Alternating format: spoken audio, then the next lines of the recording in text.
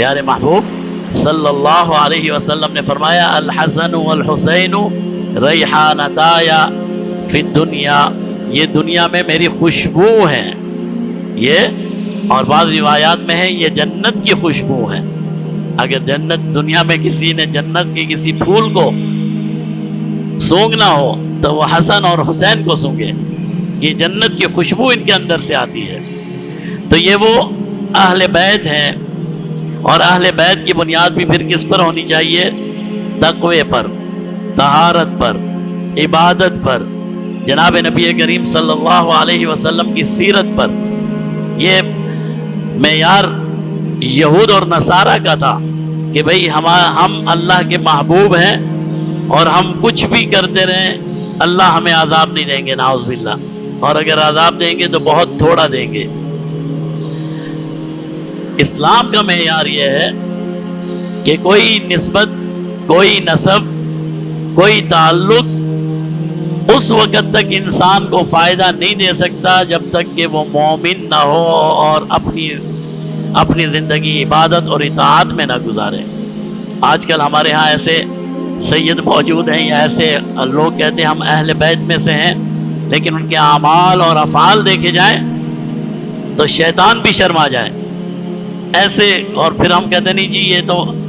سید ہیں، انہوں نے اپنے آپ کو صرف سید کہلوایا ہے، صرف اپنے آپ کو سید کہلوایا ہے، لیکن وہ جو معیار ہے کہ سب سے زیادہ متقی اور جو پیارے محبوب کی اولاد ہے پھر وہ اللہ کی اطاعت نہ کرے، یہ کیسے ممکن ہے؟ جس کا تعلق جناب نبی کریم صلی اللہ علیہ وسلم کی ذات سے ہو، اور پھر وہ نماز نہ پڑھتا ہو، روزہ نہ رکھتا ہو، زکوٰۃ نہ دیتا ہو، اولاد کو وراثت نہ دیتا ہو، بہنوں کی وراثت کھا جاتا ہو، رشوت لیتا ہو، پھر یہ کیسا سید ہے؟ پھر تو بنیاد ہے اس امت کی صحابہ، اس لیے کہ سب سے زیادہ متقی اور سب سے زیادہ پرہیزگار صحابہ ہیں، اور پھر صحابہ میں بنیاد ہیں اہل بیت رضوان اللہ تعالی علیہم اجمعین۔ کیوں کہ جناب نبی کریم صلی اللہ علیہ وسلم کے اہل بیت نے پیارے محبوب صلی اللہ علیہ وسلم کی سیرت کو اور آپ کے اعمال کو اپنے سینے سے لگا رکھا تھا۔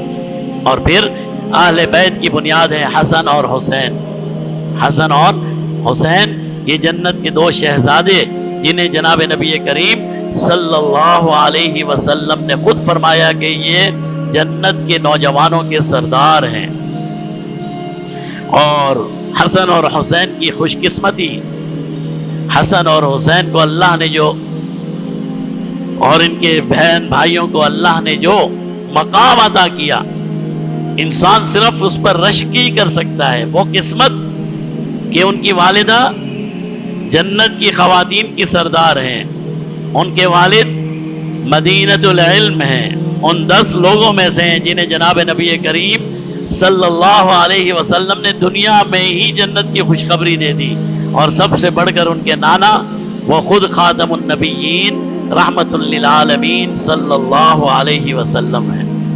حضرت حسن، حضرت حسین، اور حضرت حسین کیونکہ 10 محرم ان کی شہادت کا دن ہے، حضرت حسین کی خوش قسمتی تو دیکھیے کہ روایات میں آتا ہے کہ جناب نبی کریم صلی اللہ علیہ وسلم تک یہ بات پہنچی، یہ خبر پہنچی کہ فاطمہ الزہرا کی گود میں اللہ نے دوسرا پھول عطا کیا ہے، اولاد پیدا ہوئی ہے۔ جناب نبی کریم صلی اللہ علیہ وسلم تشریف لے گئے، اور خود حضرت حسین، ام الفضل فرماتی ہیں میں نے حضرت حسین کو پیارے محبوب صلی اللہ علیہ وسلم کی گود میں ڈال دیا، میں نے آپ کے ہاتھوں میں دے دیا۔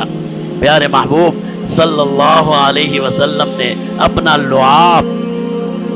لعاب سیدنا حسین رضی اللہ تعالی عنہ کے منہ میں لگا دیا، اور گٹھی جیسے ہم دیتے ہیں نا، گٹھی دینا کہتے ہیں شہد کھلانا، کھجور کھلانا، کوئی ایسی چیز، تو سیدنا حسین کو سب سے پہلا کھانا جناب نبی کریم صلی اللہ علیہ وسلم کا لعاب ملا، پھر آپ نے خود انہیں کھانا کھلایا، خود شہد چٹوایا، اور روایات میں ہے کہ خود جناب نبی کریم صلی اللہ علیہ وسلم نے کانوں میں آذان دی۔